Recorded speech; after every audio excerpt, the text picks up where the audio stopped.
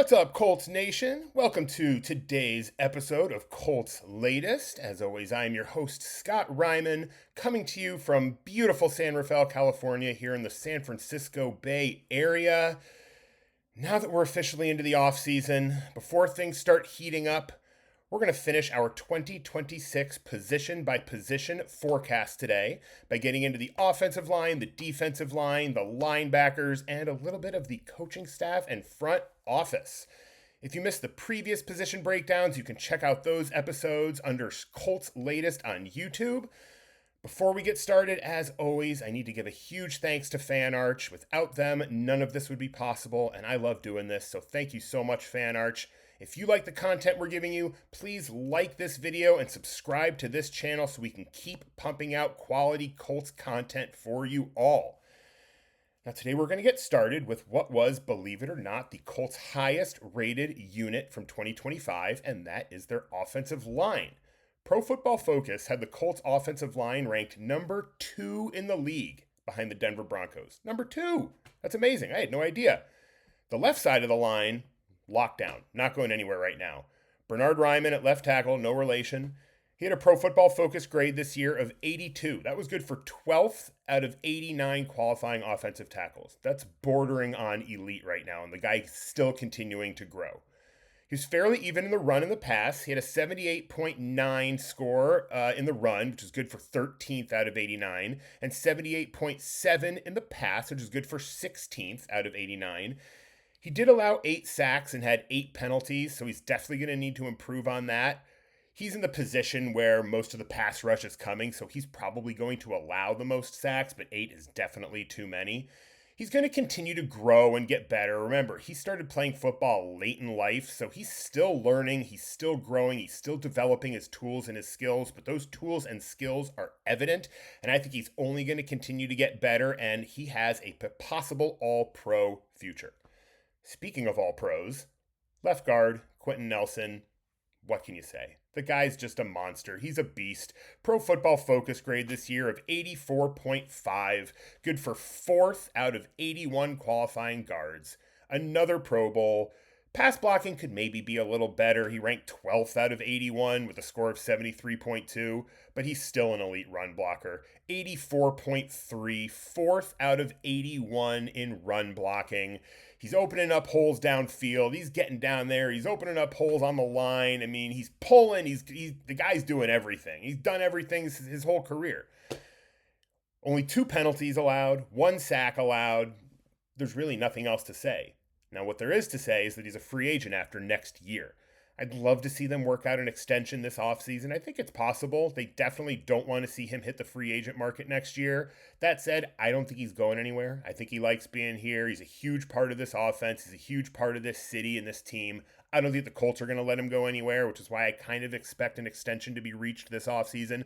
But we'll see. If it starts to leak into the season, then that could be a talking point, and then maybe he hits free agency next year. But let's hope not. Moving on to one of the more pleasant surprises on the whole team, I think. Tanner Bortolini. Wow. Another in a long line of successful University of Wisconsin, my alumni, offensive linemen. First full year as a starter. Guy grades out from Pro Football Focus at 82.6. That's good for 3rd out of 40 centers. 3rd for Tanner Bortolini.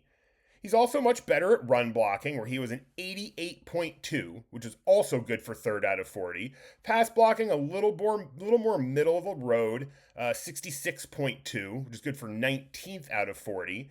But he only had 4 penalties, and he didn't allow any sacks. So the pass protection wasn't as bad as that grade makes it seem. And it's not bad. It's still, halfway, middle of the road. But it's not as good as his run blocking was. Run blocking was elite. And let's be honest. Run blocking is much more important for this team because everything is predicated on the run being successful. If Jonathan Taylor's successful, that opens up the passing game, not the other way around. So we need strong run blockers. I think Bortolini has a chance to be an all-pro, just like Bernhard Raimann. I think he could follow in footsteps of great Colts centers like Jeff Saturday and Ryan Kelly and be that middle piece of the line for years to come. Now, moving on to the right side of the line, there are a few more question marks. I think the biggest question mark coming into 2025 was Matt Gonsalves at right guard. He held his own. He was still maybe the weak link on the line, but it's a strong line. So being the weak link, you're still a pretty solid player. He had a PFF grade of 66.3, which was good for 33rd out of 81 guards, so still top half of the league. His pass blocking got a grade of 62.7, good for 39th, about middle of the road. His run blocking a little better, 66.5, which was good for 33rd out of 81. 5 penalties, 2 sacks allowed. He's still on his rookie deal for 2 more years, so I think he's going to get every opportunity to start at right guard again next year, but I wouldn't be surprised to see the Colts pick up a guard in the late rounds of the playoffs. There can be a lot of value for interior offensive linemen in the late rounds of the playoffs.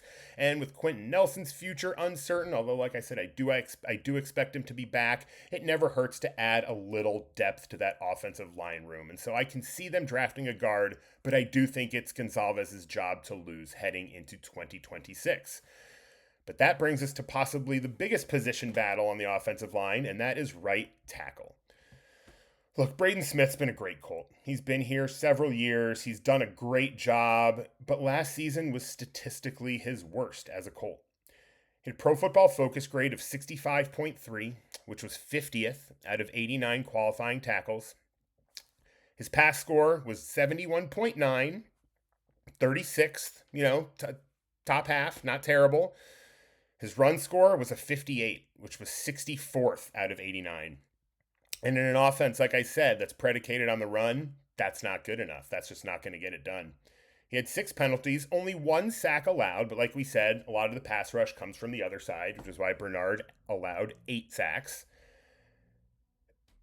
And then Braden had a concussion and a neck injury, and that just put his whole future into question. He's a free agent. He's coming off a 4-year, $70 million deal, which he's obviously not going to get that again. But I'm not sure that the Colts can pay him what he might command on the free agent market.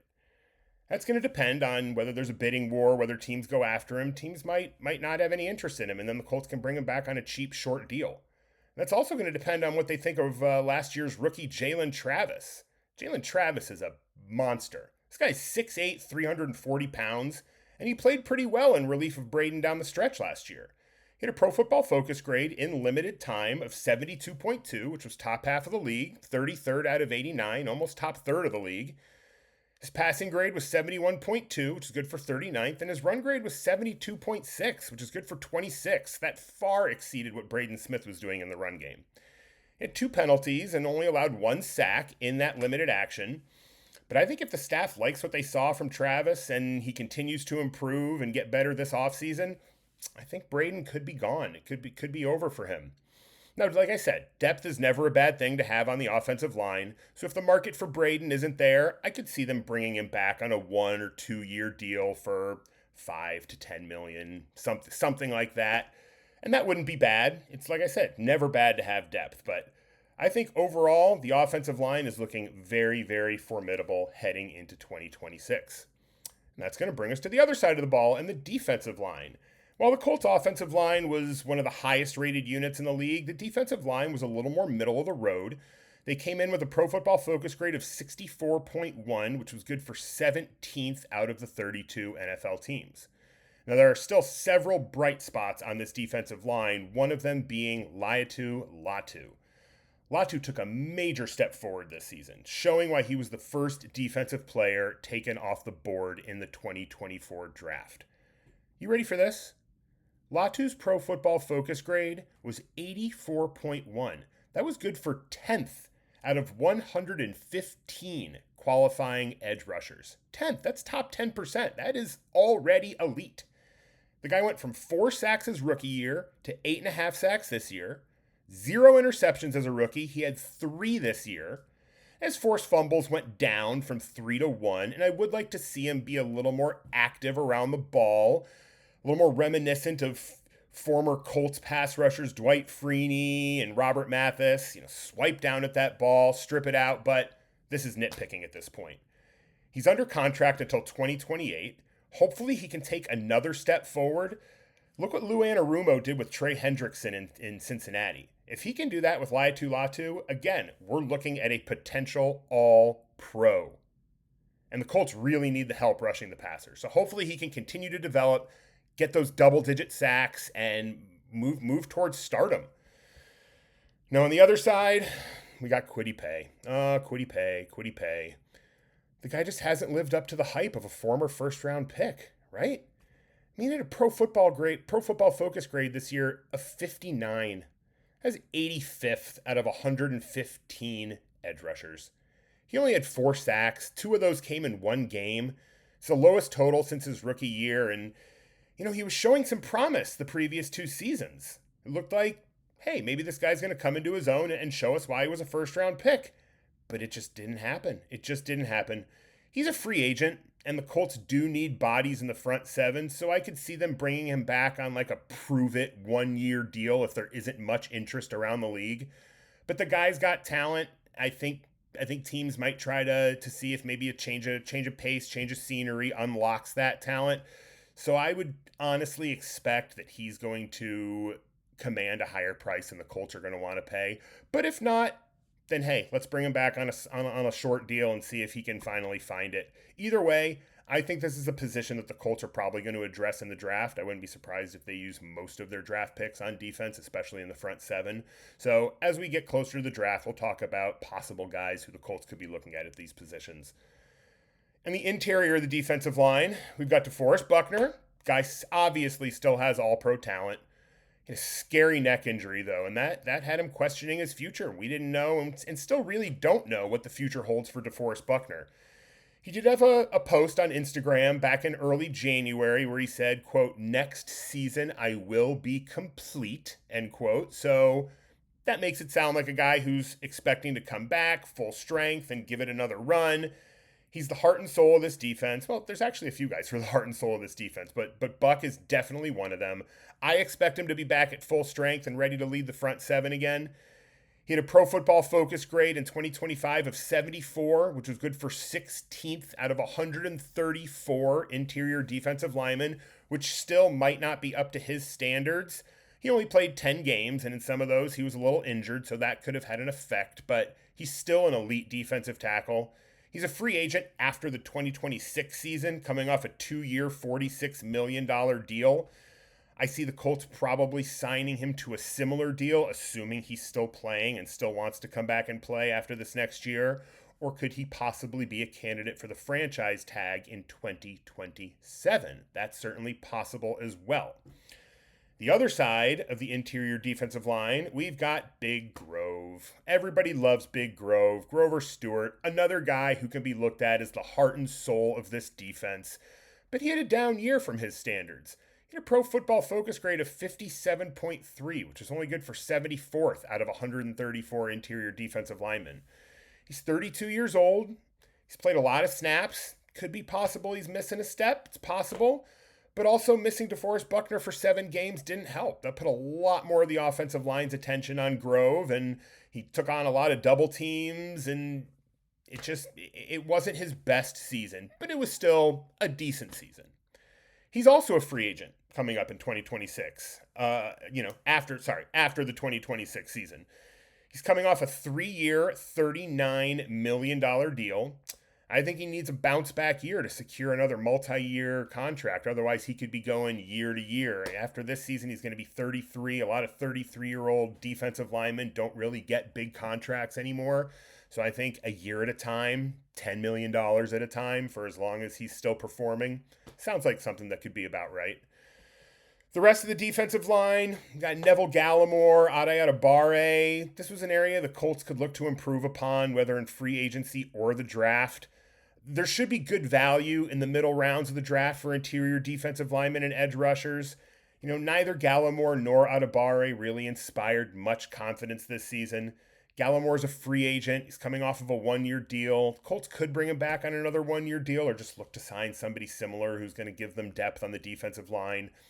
Adayabare has 1 more year on his rookie deal. He might get the chance to show that he can be a full-time starter depending on Grove and DeForest Buckner and their health and performance. But I expect him to still be some depth for the defensive front this year. Other guys on the defensive line, we got Tyquan Lewis and Samson Ebukam. Both of these guys are currently free agents. I could see them bringing one of the two back, probably more likely Tyquan Lewis. He's been with the team a little longer. He's going to come a little cheaper. I think the Colts also want to see what they have out of JT Tuamalo. Easy for you to say. JT Tuamalo.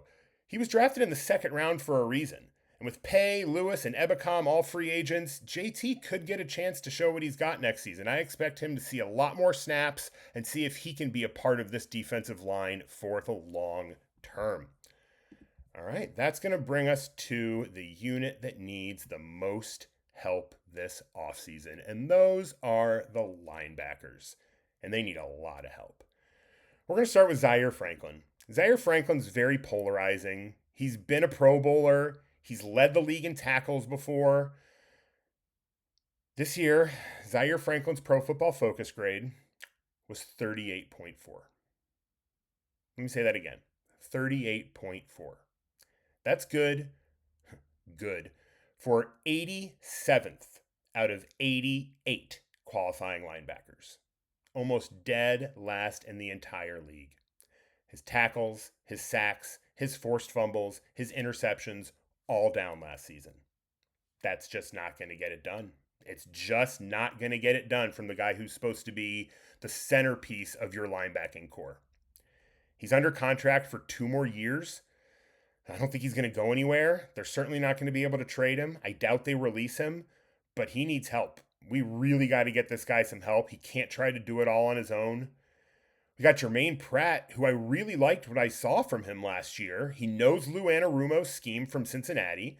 He had a Pro Football Focus grade of 63, which is good for 39th out of 88 linebackers. He had almost 8.5 tackles per game as a Colt, compared to 7.3 tackles per game from Zaire Franklin. And he was a steal last year at $1.5 million. The problem is I expect him to get a lot more because he did play very well. I'd like to see him stay here. Hopefully they can get him re-signed on like a 2-year, $10 million deal. Hopefully he likes this defense, likes being part of this defense, likes playing for Lou Anarumo.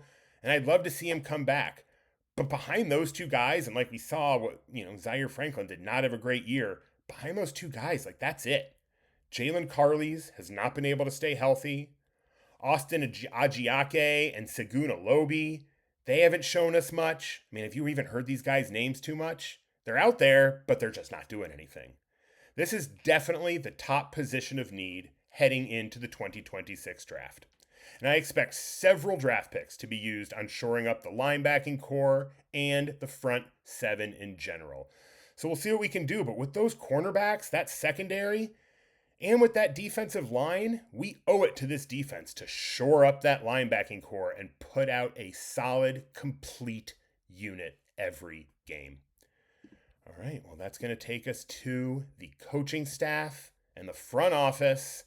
We'll start at the top. Carly Ursay-Gordon. Look, I know some people don't like the whole Jerry Jones hanging out, roaming the sideline thing, but I like that she's involved.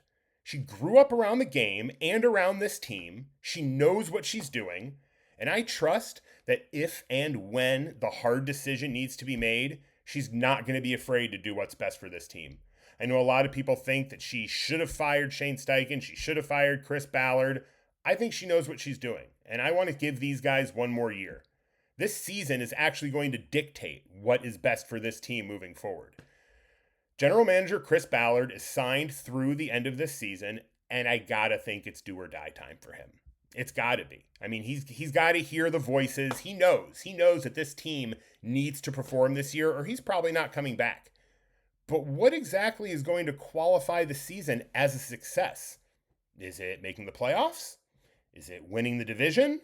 Is it actually winning a playoff game? I think at minimum, barring some sort of disaster that is far beyond his control, Ballard needs to make the playoffs this year or he's out. And if he's out, does that mean the whole coaching staff goes with him? Shane Steichen's seat has to be starting to heat up as well. And even though he's signed through 2029, I think he also needs to make the playoffs to keep his job. I think that's it. This team, the way they performed last year in the first half of the season, there were reasons why they didn't make the playoffs. And those reasons went beyond what Chris Ballard or Shane Steichen could control. If that happens again this year, I still think those guys are out. Like I said, it's going to take a disaster where you can say, look, this was not these guys' fault. They're still the guys we want. If Chris Ballard was still under contract beyond this year, I'd say there's a little more leeway, but I can't see the Colts missing the playoffs and them extending him again. I just can't see that. And if Ballard's gone, I think they just clean house. If they don't bring him back, then they're starting from scratch. And that's fine, but you've got a team that's kind of positioned to win in the near future. And I don't think they really want to start from scratch. They have solid offensive and defensive coordinators in Jim Bob Cooter and Lou Anarumo, who have a combined 56 years of coaching experience in the NFL between them. Jim Bob is in his second stint with the team, and he had this offense performing at historical levels through the first half of the season last year before injuries derailed them. Anarumo, as we said, he most recently helped Trey Hendrickson develop into an all-pro defensive end for Cincinnati. Can he do the same for Laiatu Latu? Can he take this defense and make them one of the elite units in the entire NFL? It's possible. They've got the talent there. Now we've got to see it. Anarumo interviewed for the head coaching positions in Buffalo, in Tennessee, and for the New York Giants. And while he didn't get any of those jobs, it shows that teams around the league value his experience and his leadership. So I'd like Jim Bob and Lou to both remain here, even if Ballard and Steichen go. But we know how that goes. You bring in a new head coach, they're going to bring in their own coordinators. I don't think either of those guys are head coaches right now, not for this team. So if Steichen were to go, I don't see either of those guys getting promoted. I think they would go outside of the team to find their new head coach. And like I said, new head coaches like to bring in their guys. So I think if Steichen goes, Jim Bob and Lou go right along with him.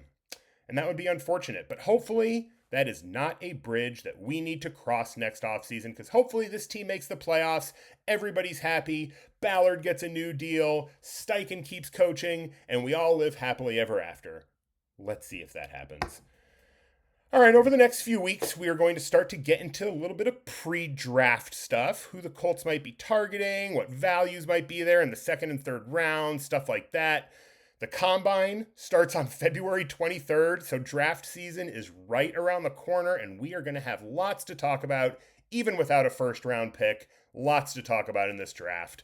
Have a wonderful day. Thank you for watching. Like and subscribe. I'll see y'all tomorrow, and let's go Colts!